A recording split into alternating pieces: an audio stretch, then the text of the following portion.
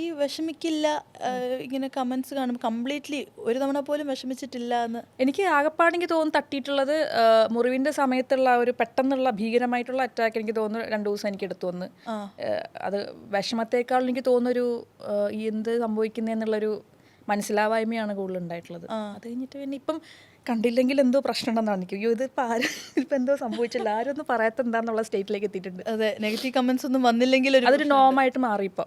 അതായത് ഒരാളെ നമുക്ക് ജനറലി സൊസൈറ്റിയുടെ ഒരു എനിക്ക് സൊസൈറ്റി എന്ന് ഞാൻ പറയില്ല, സോഷ്യൽ മീഡിയയുടെ ഒരു ടെൻഡൻസി ഞാൻ കണ്ടിട്ടുള്ളത്, ഒരാളെ കിട്ടിക്കഴിഞ്ഞാൽ അവർ മാറിക്കഴിഞ്ഞാൽ ഇറ്റ്സ് ഡിഫറെൻറ്റ്. പക്ഷേ അവരായിട്ട് തന്നെ ഇരിക്കുന്നിടത്തോളം കാലം ഒരു തവണ അവർ തല്ലാൻ തുടങ്ങിക്കഴിഞ്ഞാൽ they'll keep on doing that forever. അപ്പം അത്ര ഞാനതിനെ കാണുന്നുള്ളൂ.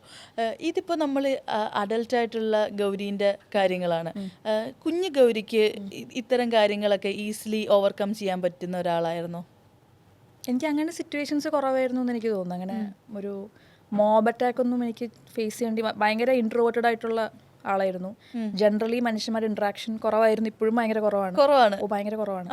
പക്ഷെ അത് അങ്ങനെയാണ്. ആൻഡ് അത് ഞാനത് മോശം കാര്യമായിട്ട് കാണുന്നില്ല. കുഴപ്പമൊന്നുമില്ല.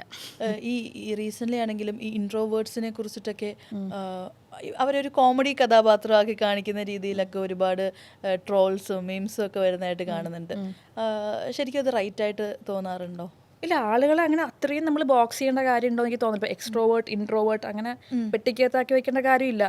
ഈ പറഞ്ഞ ഞാൻ തന്നെ, എനിക്ക് ഭയങ്കര ഇഷ്ടമുള്ള 2 ആളുകളുടെ മുമ്പിൽ ഞാൻ വെറും ഭയങ്കര പൊളിയായിരിക്കും ചിലപ്പോൾ. പക്ഷെ അതേ സമയത്ത് പരിചയമില്ലാത്ത പുതിയൊരാളെ കണ്ടു കഴിഞ്ഞാൽ ഞാൻ ഭയങ്കര സൂക്ഷിച്ച് സംസാരിക്കുന്ന, ഇത് പറയണോ അത് ചെയ്യണോ അങ്ങനെ ആലോചിക്കുന്ന ആളായിരിക്കാം. പേഴ്സൺ ടു പേഴ്സൺ സിറ്റുവേഷൻ മാറുന്ന കാര്യമാണ്. ഈ ബോക്സിങ് ഇപ്പം ഇത്തിരി കൂടുതലാണല്ലോ. എല്ലാവരെയും ഇങ്ങനെ ഡിവൈഡ് ചെയ്ത് എല്ലാ രീതിയിലും, ഇപ്പം പൊളിറ്റിക്കലി ചായ്വുള്ളതാണെങ്കിലും ഫാൻസ് ആരെയാണ് ഫോളോ ചെയ്യുന്നത് അത് വെച്ചിട്ടാണെങ്കിലും, ഇൻട്രോവേർട്ട് എക്സ്ട്രോവേർട്ട് എല്ലാ രീതിയിലും ആളുകളെ ഇപ്പം മറ്റേ ഡിവൈഡ് ചെയ്ത് കറക്റ്റ് ഗ്രിഡ് ഇട്ട് വെക്കുകയാണല്ലോ. അതുകൊണ്ട് അങ്ങനെ ഒന്ന് നല്ലത് ഒന്ന് മോശം അങ്ങനെയൊന്നും ഇല്ല. People are different. ചെറുപ്പത്തിൽ ഇൻട്രോവേർട്ട് ആയിട്ടിരിക്കുന്ന, നേരത്തെ പറഞ്ഞല്ലോ മനുഷ്യന്മാരായിട്ടുള്ള ഇൻട്രാക്ഷൻ കുറവായിരുന്നു എന്നൊക്കെ. ബട്ട് സ്റ്റിൽ ഒരു കംഫോർട്ട്, ഒരു ഫ്രണ്ട്. അതുറപ്പായിട്ട് മനുഷ്യന് വേണമല്ലോ.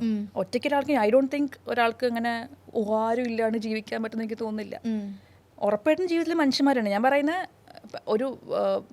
ഒരുപാട് പേരുമായിട്ട് കോൺസ്റ്റൻ്റ്ലി ഇൻട്രാക്ട് ചെയ്തുകൊണ്ടിരിക്കാനും ഒരുപാട് പേരുള്ള ഒരു സ്ഥലത്ത് കൊണ്ട് ഇട്ട് കഴിഞ്ഞാൽ പെട്ടെന്ന് കംഫർട്ടബിൾ ആവാനും എനിക്ക് പറ്റില്ല. പക്ഷേ എനിക്ക് ഏറ്റവും അടുപ്പുള്ള ആളുകൾ എന്ന് പറഞ്ഞാൽ എനിക്ക് ഏറ്റവും അടുപ്പുള്ള ആളുകളാണ്. എനിക്ക് ഏറ്റവും ഇമ്പോർട്ടൻ്റ് എന്ന് പറയുന്നത് അങ്ങനത്തെ റിലേഷൻഷിപ്സ് തന്നെയാണ്. അത് എൻ്റെ വളരെ പേഴ്സണൽ ആയിട്ടുള്ള, വളരെ പ്രൈവറ്റ് ആയിട്ടുള്ളൊരു സാധനമാണ്. അത് എല്ലായിടത്തും ചിലപ്പോൾ എനിക്ക് അങ്ങനെ ബിഹേവ് ചെയ്യാൻ പറ്റിയ, അല്ലെങ്കിൽ അങ്ങനെ ഇൻട്രാക്ട് ചെയ്യാൻ പറ്റിയെന്ന് വരില്ല.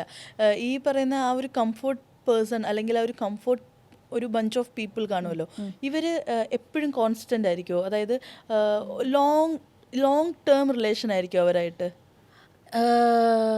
ഇപ്പം എനിക്ക് അങ്ങനെയുള്ളത് ഫ്രണ്ട്സ് എന്നുള്ള രീതിയിൽ പറയുകയാണെങ്കിൽ 2 വർഷം 3 വർഷം 4 വർഷം പഴക്കമൊക്കെ ഉള്ളൂ.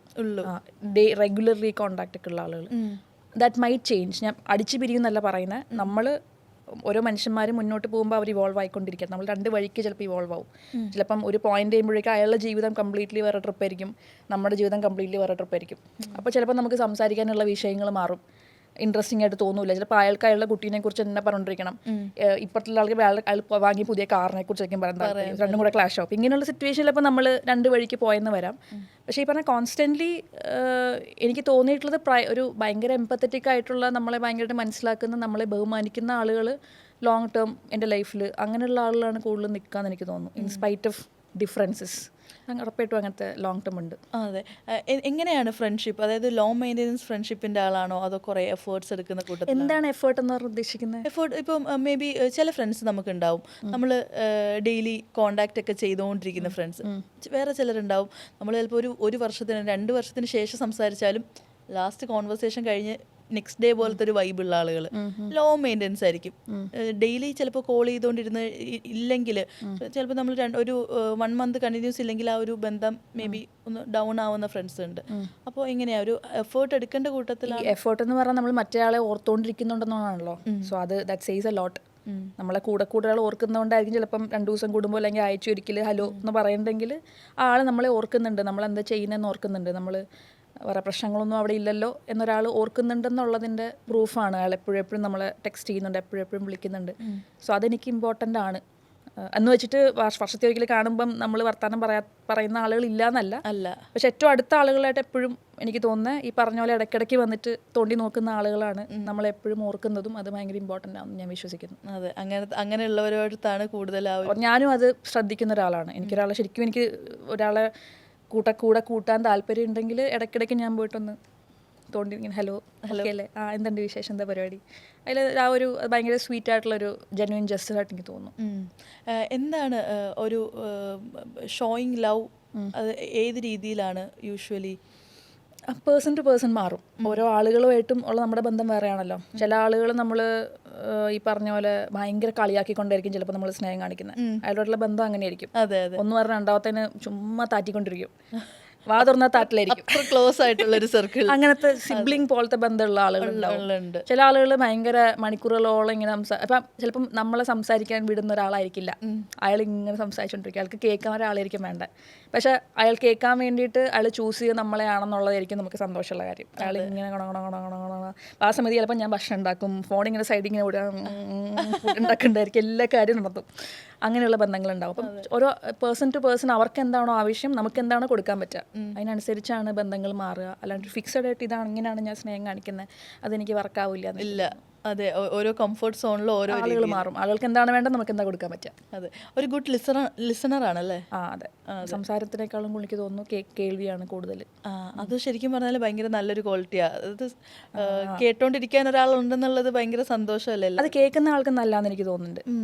നമ്മൾ ആസ് എ പേഴ്സൺ നമുക്ക് വളരാനും കേൾക്കുന്നതാണ് കൂടുതൽ നല്ലതെന്ന് എനിക്ക് തോന്നാറുണ്ട്. നമ്മൾ ഈ പറഞ്ഞുകൊണ്ടിരിക്കുമ്പോൾ നമ്മൾ അകത്തെന്താ നടക്കുന്നതെന്ന് ശ്രദ്ധിക്കണില്ല.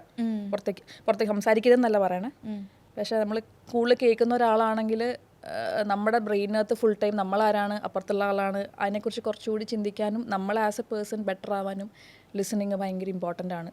എനിക്ക് പേഴ്സണൽ ലിസണിങ് ഭയങ്കര നല്ലതാണെന്ന് എനിക്ക് തോന്നുന്നുണ്ട്, ഒരു ബെറ്റർ ആളാവാൻ വേണ്ടിയിട്ട്.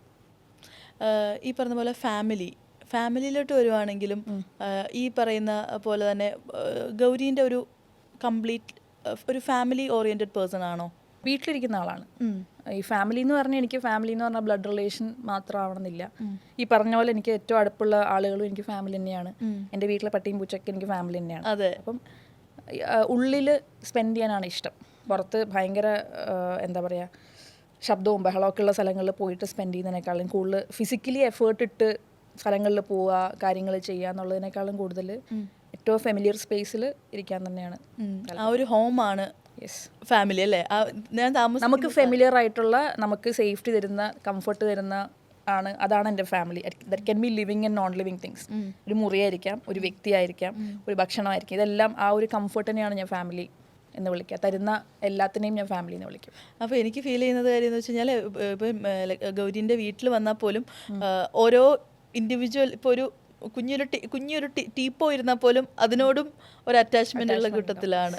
അപ്പോൾ വീട്ടിലെ സാധനങ്ങളൊക്കെ ഇതേപോലെ പർച്ചേസ് ചെയ്യുമ്പം നോക്കി ഇങ്ങനെ മറ്റേ യുണീക്കായിട്ട് ഓരോ സാധനങ്ങൾ എടുക്കുന്ന കൂട്ടത്തിൽ യുണീക്കിനേക്കാളും ഇഷ്ടമുള്ള സാധനങ്ങൾ മാത്രമേ അവിടെ ഉണ്ടാവുള്ളൂ. അത് ചിലപ്പം പൊട്ടിക്കാണും, സാധനം പൊട്ടിപ്പോയാലും ഞാൻ കളയില്ല. അങ്ങനെ സൂക്ഷിച്ച് വെച്ചേക്കുന്ന ഒരു സംഭവം എന്താ? എനിക്ക് തോന്നിയിട്ടുള്ളത് ഈ ചെറിയ ചെറിയ ആർട്ടിഫാക്ട്സ്, ചട്ടികൾ, ചെടികൾ വാടിപ്പോയി കാണും, ചട്ടി അവിടെ തന്നെ ഉണ്ടാവും. ചെടിയൊന്നും ഇല്ലാണ്ട് അങ്ങനെ ഇരിപ്പുണ്ടാവും. അല്ലെങ്കിൽ ചില പാത്രങ്ങളായിരിക്കും, ചിലപ്പോൾ ഹാൻഡിലൊക്കെ പോകുണ്ടാവും, ഹാൻഡിൽ പോയി കാണും, സ്പൂൺ മറ്റേ ഇളയി കാണും, ഹാൻഡിൽ അര ഹാൻഡിൽ ഒരു കലമുണ്ട്, ഇപ്പോഴും അത് തന്നെയാണ് ഉപയോഗിച്ചുകൊണ്ടിരിക്കുന്നത്. കാരണം അത് എനിക്കിത് ഇഷ്ടമാണ്. കഷ്ടപ്പെട്ടാണെങ്കിൽ മറ്റേ ഹാൻഡിൽ തുണിയൊക്കെ പിടിച്ചിട്ട് ഉപയോഗിക്കും. ഫെമിലിയാരിറ്റി വന്നു കഴിഞ്ഞാൽ പിന്നെ അതിൽ തന്നെ അങ്ങനെ പോകാനാണ് ഇഷ്ടം. പുതിയൊരു സാധനം അറ്റാച്ച്മെന്റ് ആണ് അതിനോടങ്ങ്. അതൊരു അറ്റാച്ച്മെന്റും ശീലമാണ്, ശീലിച്ചിട്ടുള്ള സൗകര്യമാണ്. സൗകര്യം ഇതിപ്പം അതിനെ പിന്നെ കളയാൻ ബുദ്ധിമുട്ട്. ഫോൺ മാറാണെങ്കിൽ എനിക്ക് ഭയങ്കര ബുദ്ധിമുട്ടാണ്. എന്ത് അവസാന ശ്വാസം വലിക്കുന്നവരെ ഞാൻ ഫോൺ മാറില്ല. പോയി എൻ്റെ അവസ്ഥ ഇനി ഒരു രക്ഷയില്ല എന്നുള്ള അവസ്ഥ വന്നാലും ഞാൻ ഫോണൊക്കെ മാറില്ല. എനിക്ക് എന്തൊരു സ്നേഹമാണ് അതിനോട്. അതെ, എനിക്ക് കളയണ്ട, കുറച്ചുകൂടെ പോട്ടെ, പുഷ് മാക്സിമം. അത് കളഞ്ഞു കഴിഞ്ഞാൽ മേ ബി സാധനം പോയല്ലോ, കീറിയാലും പിന്നെ അതിനെ വെച്ചോണ്ടിരിക്കും. അതെ, കളയില്ല. യൂഷ്വലി ഇങ്ങനെ നമ്മൾ ഈ ഇട്ട ഡ്രസ്സ് തന്നെയൊക്കെ വീണ്ടും ഇടുമ്പോഴും അല്ലെങ്കിൽ ഇങ്ങനെ സാധനങ്ങളൊക്കെ യൂസ് ചെയ്യുമ്പോഴും അമ്മമാരാ കൂടുതൽ പറയുന്നത്, നിനക്ക് എന്താ വേറെ ഇല്ലേ അങ്ങനെയൊക്കെ. പക്ഷെ എനിക്ക് തന്നെ ഇട്ടോണ്ടിരിക്കും ഞാൻ ഭയങ്കര. അല്ല, അമ്മ ഇങ്ങനെ പറയാറുണ്ടോ? അത് ഒരുപാട് കാര്യങ്ങൾ പറയാറുണ്ട്. പക്ഷെ അത് ചില സാധനങ്ങളോട് ഈ പറഞ്ഞ അറ്റാച്ച്മെന്റ് കൂടുതലാണ്. അമ്മയുടെ ഭാഗത്തുനിന്ന് വരുന്ന കമന്റ്സ് ഞാൻ ഈ പറയുന്ന പോലെ എന്താ പറയാ, ഈ ഡ്രസ്സ് നിനക്ക് എന്താ ഈ ഡ്രസ്സ് ഇടാനുള്ളോ, ഇതൊന്നും അത് എല്ലാവരും ചോദിക്കാറുണ്ട്. ഈ റിപ്പീറ്റേഷൻ ഭയങ്കര, ഞാൻ ഇട്ടുകൊണ്ടിരിക്കും. അമ്മ മാത്രമല്ല, എൻ്റെ ഇമ്മീഡിയറ്റ് സർക്കിളിലുള്ള ആളുകളൊക്കെ ചോദിക്കുന്നത് എന്ത് ഈ ചെരുപ്പ് തന്നെ ഇട്ടുകൊണ്ടിരിക്കണേ. ചിലപ്പോൾ ചെരുപ്പ് ഒരു സൈസ് കൂടുതലൊക്കെ ആയിരിക്കും, അതിൽ അത് തന്നെ ഇട്ടുകൊണ്ടിരിക്കും. വലിയ ചെരുപ്പ് ഒരു പ്രാവശ്യം വലിയ ചെരുപ്പിട്ടു, അത് ഇഷ്ടപ്പെട്ട പിന്നെ ആ വലിയ ചെരുപ്പ് തന്നെ ഇട്ടുകൊണ്ടിരിക്കുക. ഷർട്ട് കറയുണ്ടെങ്കിലും ചുളുങ്ങിയാലും ചിലപ്പം ഇട്ടൊക്കെ തുടങ്ങി കാണും, പിന്നെ അത് തന്നെ ഇട്ടുകൊണ്ടിരിക്കും. ഭയങ്കര സുഖമാണ്, ഭയങ്കര അത്തരത്തിലുള്ള ഒരു അറ്റാച്ച്മെന്റ് ഉള്ള പുതിയ സാധനങ്ങളോട് വലിയ ഇതില്ല. ഒരു സാധനം കിട്ടിക്കഴിഞ്ഞാൽ അതും കൊണ്ടിരിക്കുന്ന അങ്ങനെയാണ്. പുതിയത് കിട്ടിയാലും അതുമായിട്ട് അഡാപ്റ്റ് ആവാനും ഭയങ്കര പാടാണ്, അതുകൊണ്ട് പുതിയത് വാങ്ങുന്നതും കുറവാണ്. ഡ്രസ്സിന്റെ കാര്യം പറഞ്ഞപ്പോൾ ഇങ്ങനെ ഫേവറേറ്റ് ആയിട്ടുള്ളൊരു ഷോർട്സ് ഉണ്ടല്ലേ, മിക്ക സ്റ്റേജ് ഷോസിലും ഞാനത് ശ്രദ്ധിക്കാറുണ്ട്. ചില സാധനങ്ങൾ ഭയങ്കര സുഖമായിരിക്കും, ആ ഷോർട്സിനെതിരെ കുറെ കമന്റ്സും കണ്ട്. ഈ ഷോർട്സ് മാത്രമേ ഉള്ളൂ ആളുകളും കമന്റ്സ് ഇടുന്നുണ്ട്. എനിക്കല്ലേ കിട്ടാനുള്ള സുഖമുള്ള ആർക്കറിയില്ലല്ലോ. ആ ഷോർട്സ് ഇട്ടാൽ മാത്രം കിട്ടുന്ന ഒരു സുഖമുണ്ട്.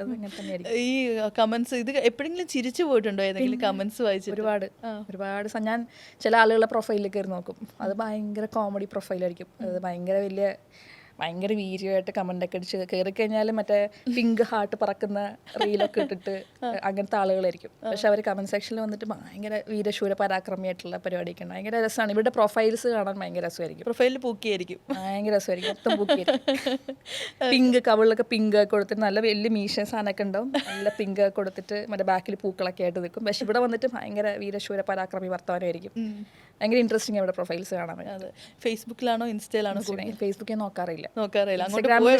ഇല്ല, ഇൻസ്റ്റാഗ്രാമിൽ നിന്ന് ഷെയർ ചെയ്ത് അങ്ങോട്ട് പോകുന്ന പോസ്റ്റും കാര്യങ്ങളും എനിക്കുള്ളൂ. ഇൻസ്റ്റാഗ്രാം മാത്രമേ യൂസ് ചെയ്യാറുള്ളൂ.